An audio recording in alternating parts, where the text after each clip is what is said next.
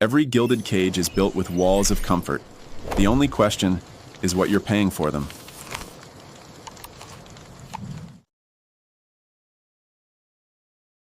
All right, let's talk about something that's messing with your head and your wallet probably every single day. It's this powerful, invisible force that's designed to shape your decisions without you even realizing it. We're going to call it the urgency weapon. You know that feeling, right? That sudden, almost frantic urge to hit buy now because a little clock is ticking down. Your heart starts to pound, your focus just narrows, and you feel this intense pressure to act right now. You feel like if you don't do it, you're going to lose out big time. Well, what if I told you that feeling is no accident? That's right. That rush you felt, that wasn't you making a rational choice. Nope. It was a carefully engineered psychological trigger. It was planted there specifically to get you to act first and think later. And this little trap, it has a name. So let's dive into what this is, this phantom pressure. We're going to give a name to that invisible force that feels so incredibly real, so immediate. And trust me, once you see what it is, you are going to start seeing it absolutely everywhere. And here it is, manufactured urgency. And the key word there is manufactured. This feeling isn't real, it's completely artificial. Think of it as a strategy, a well-used play from a playbook, designed to create a fake sense of emergency where one doesn't exist, all to push you past your own better judgment. And this quote it nails it. Urgency is one of the most potent psychological tools ever engineered. It doesn't require facts, danger, or even time constraints. All it needs is suggestion. I mean, just think about that for a second. It doesn't need to be based in reality at all. It's pure psychological engineering, creating a crisis in your mind out of thin air. So how on earth does it work? How can a simple timer on a website have such a huge effect on us? Well, it's because these tactics aren't trying to talk to the logical part of your brain. They're designed to hack your most basic survival instincts. Okay, so think of it this way.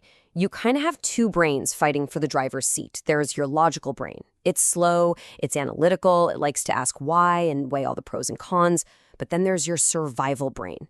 And that one is fast. It's all about reaction. It feels a threat and just screams, act now, to avoid any kind of loss. Manufactured urgency is built to completely bypass that thoughtful, logical brain and speak directly to that fast, panicked survival brain. And this is exactly why a little digital timer can literally make your heart race like you're being chased by a lion. I'm serious. Your brain's ancient threat detection system can't really tell the difference between a real-world predator and a digital clock threatening the loss of a 20% discount. The chemical response, the adrenaline, it's shockingly similar. It's a real physical reaction to a completely artificial threat. And these tactics work so well because they weaponize our deepest emotions. You know, they tap right into our fear of missing out, good old FOMO. They create scarcity anxiety, that feeling that something important is about to vanish. They prey on our aversion to perceived loss. And of course, they use social pressure, showing us that everyone is doing it, so we should too. They'll even leverage guilt, or what you could call emotional obligation. Okay, so we've got the psychology down. Now let's start to identify the specific weapons they pull from their arsenal. Because I'm telling you, once you learn to spot them, you can't unsee them. And here they are, the greatest hits. You see these every single day. The classic countdown timer, the scarcity alert screaming, only 3 left in stock, the limited time offer that, just happens to end at midnight. And then there's the social proof tactic. 20 others are looking at this item. It's brilliant, isn't it? It creates this sense of invisible competition for something you might not have even wanted 2 minutes ago. I mean, look at this. Scarcity can be triggered by something as simple as a number, too. Your brain doesn't just see a number, it sees a limit. It sees a finish line. It sees competition. And just like that, the question in your head changes from, do I really need this? To, oh my gosh, how do I get one of the last two? And the ticking clock, well, that's the most direct, blunt force instrument they have. Let's be really clear. A timer like this is not designed to give you time to make a good decision.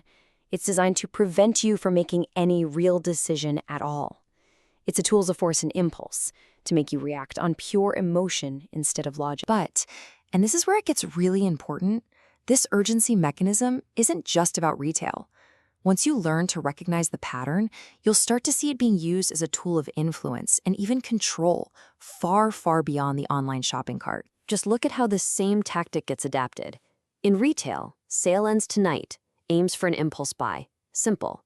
In the workplace, though, when a boss says, "We need this ASAP," sometimes the goal isn't just speed, it's unquestioning compliance. In the political arena, "we must act now" is a classic move to shut down debate and force obedience by shrinking the available options. And it happens in our personal relationships, too.